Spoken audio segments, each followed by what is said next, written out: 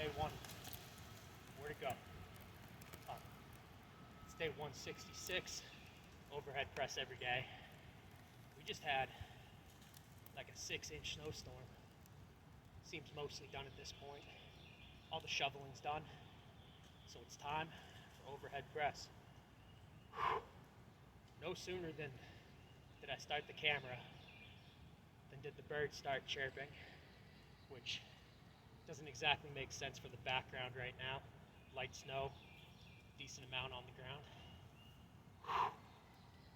My 32 kilo bell is 34 right now and covered in tape. I prefer the idea of not getting all the tape wet with the precipitation. So I took out the 40 today. We'll see how that goes. Not super confident with how my left arm is going to be with the 40 kilo bell. For whatever reason, and man, it feels like it's been a good 2 months now, I can keep hitting PR after PR, pushing the reps, pushing the weight on my right arm. But the left arm, they say you're supposed to stop training every day when you lose a certain percentage of your training ability. And I'd say I've lost that percentage on my left, but I'm just into this. I'm committed to overhead press every day. Why? Because man, I see some stuff. I see myself getting to a 48 bottoms up press. Like it's not that far. And actually, I was gonna do some simple clean press front squat stuff. Because I'm doing all this talking, and I just talked about going for 48 bottoms up, why not go for a good 40 bottoms up right now, hit or miss, and then do a little bit of a normal kettlebell quick thing.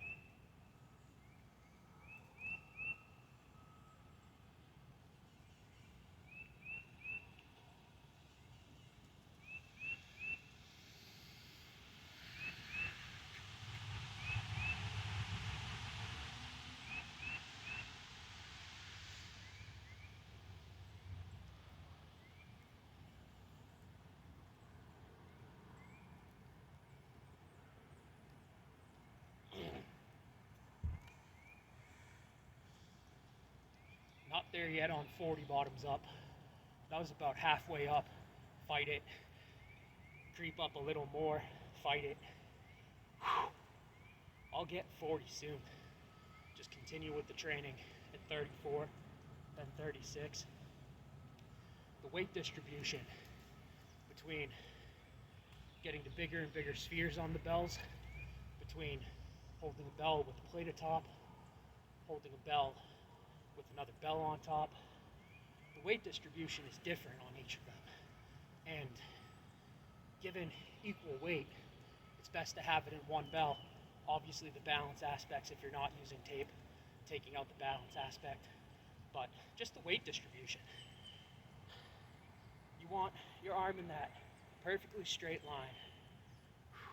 And the further the weight gets, higher and higher away from your fist, the further away it is from your center mass, your center of gravity, and the more leverage acting upon you. So 36 kilos as a bell is easier than 36 kilos as a bell with a 10-pound plate, is easier than 36 kilos as a 20 bell with a 16 bell on top. It's enough talking.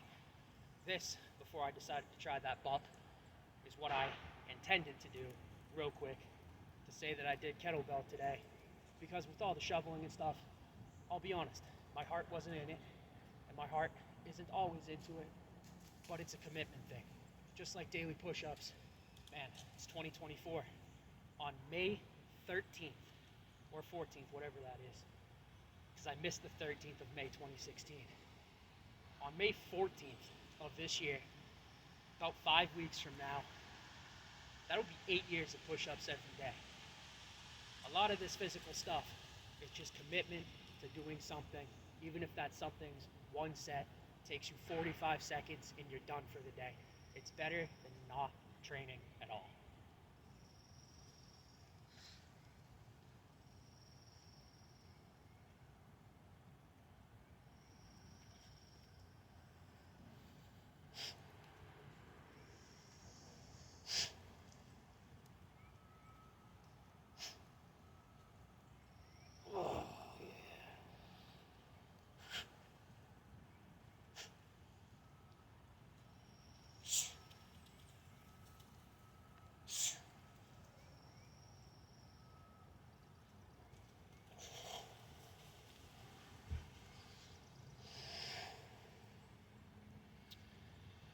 I like these.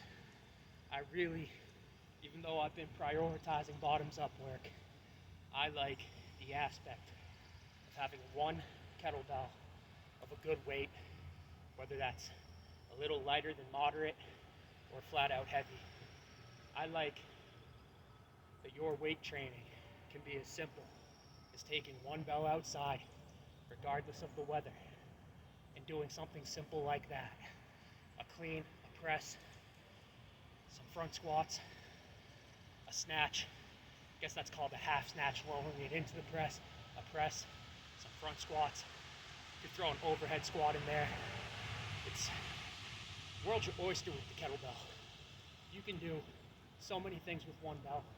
It's really just a matter of the amount of creativity you have in using that tool to make you better, to make you greater.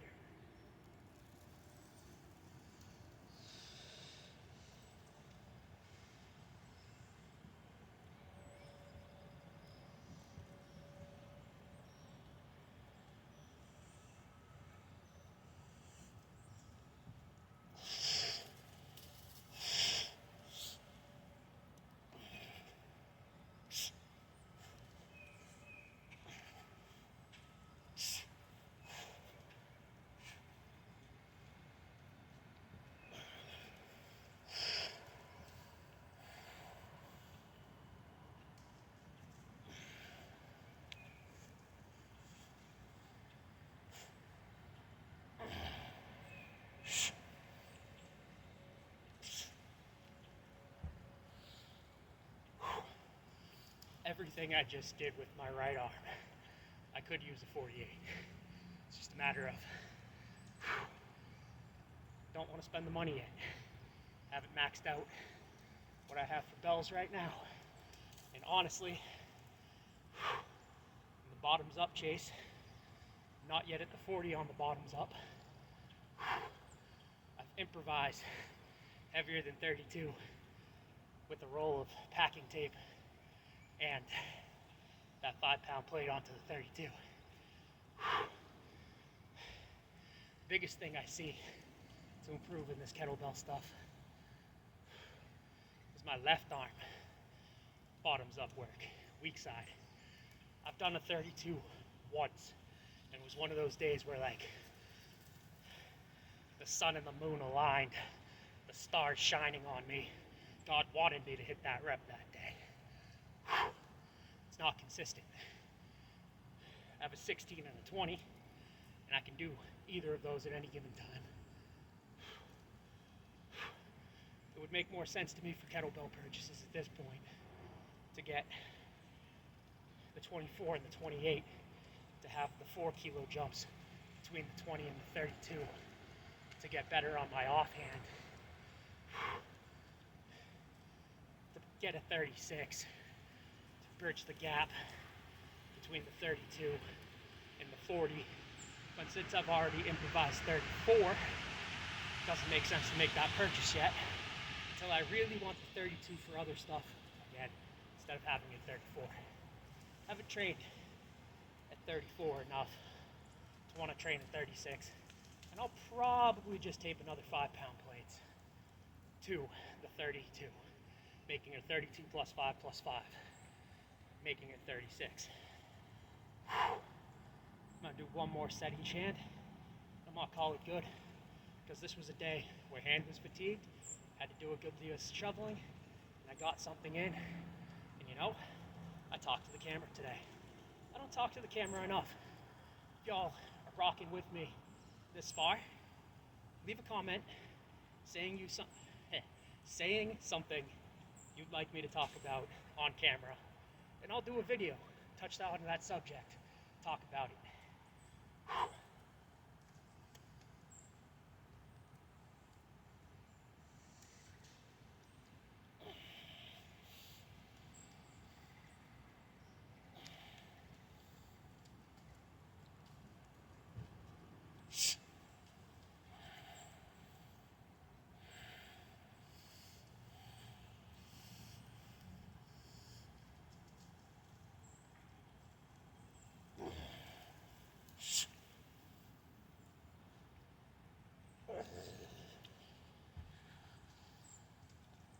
repeat that.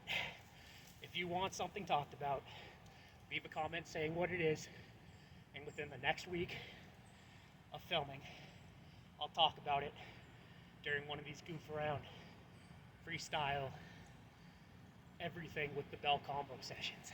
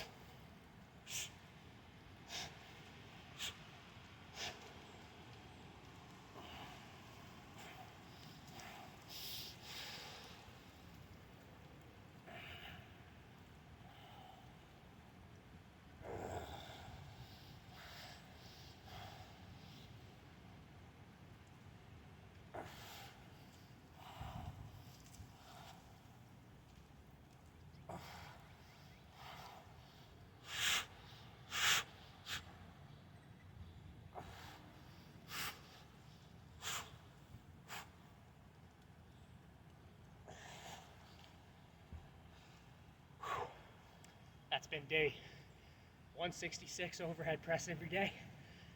See you guys tomorrow.